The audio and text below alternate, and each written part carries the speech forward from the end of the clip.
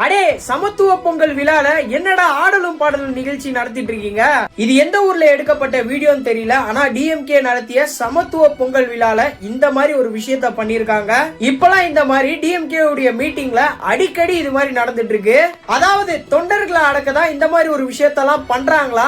ஐயா நீங்க தான் சொன்னீங்க டிஎம்கேல இருக்க தொண்டர்களா ஒழுக்கமானவங்க அப்படின்னு. இப்ப ஏன் இந்த மாதிரி ஒரு விஷயத்தெல்லாம் பண்ணிட்டு இருக்கீங்க? அது பாத்தீங்கன்னா ஒரு சமத்துவ பொங்கல் விழா. அந்த விழால இந்த மாதிரி ஒரு விஷயத்தை வச்சிருக்காங்க.